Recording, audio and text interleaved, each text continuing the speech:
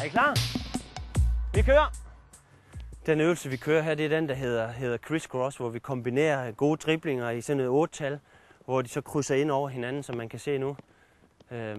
Hvor de så krydser ind og sparker over på modsat banes The Wall og krydser igen over til slutkejlen. Så en kombination af gode driblinger og så et præcisionsspark og en god vending. Det er egentlig det, den øvelse her går ud på. Jeg har lige sat den her bane op med 4 The Wall, altså der er de 4 kejler, der afgrænser selve banen. Og meningen er, at I spiller 2 mod 2, og der kan scores på alle 4 The Wall. Det vil sige, sparke ind på The Wall, få den tilbage, og så kører man ellers videre. Ja, godt vendt, Kasper.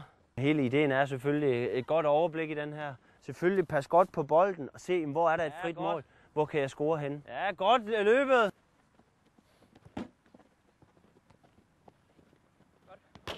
Godt, Jannik. Nu har vi lige kørt den 2 mod 2. Det er selvfølgelig et lille område, der er ikke så meget plads.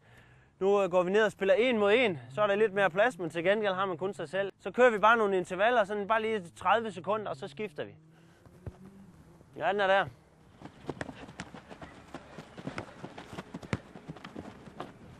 Godt, Kasper. Ja, udmærket. Så er det Christian og Jannik, der lige tager en tur. Der er lige en enkelt regel mere, når man har scoret på in the wall, så må man ikke score der igen. Så skal man så score på et af de andre 3. Ja, det er udmærket. Små, hurtige fødder, kontrol over bolden. God præcision, spark ind på the wall. Vending om til alle 4 og så ud igen. Glimrende. Godt spark, Lasse. Og så den sidste. Og så hurtigt ud.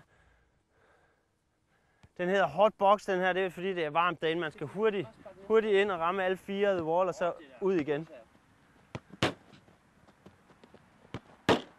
Godt, Adrian. Så den sidste. Og en hurtig vending og ud. Godt.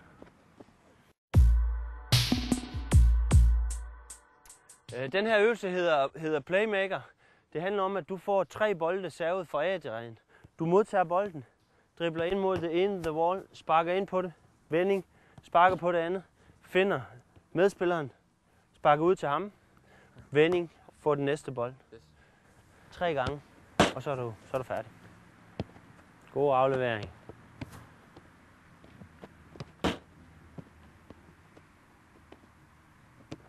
Super godt.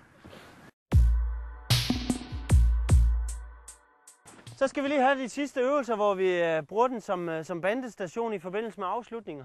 Prøv at se, I står cirka her. Vi kan lige tage en kejle. Jeg tror, det passer meget godt her bag kejlen, hvor I så starter. Og ligesom en bandestation, så ind på banden, og så kommer den ud.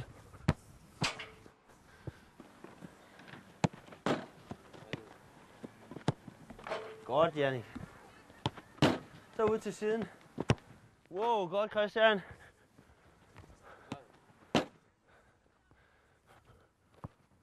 Wow, tunnel. Så var det.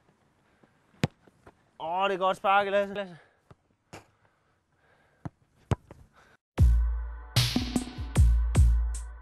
Nu har jeg vinklet the wall. Det vil sige, når I sparker flat ind på den, så kommer den tilbage i en bue.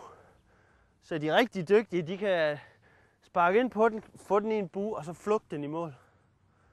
Så I skal lige finde ud af, hvor hårdt skal jeg sparke ind på den, hvor hurtigt kommer den tilbage. Ja, udmærket. Ja, udmærket, Christian.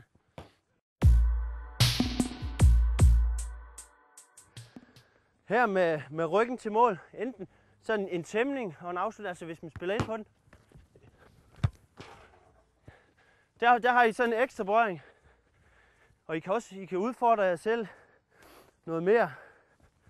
Altså hvor I spiller ind på væggen. Og så derovre, den tager han ikke. Det er vigtigt, hvis I står lige ude foran den, ikke? Så får I den også lige tilbage, men I står en lille bitte smule skråt.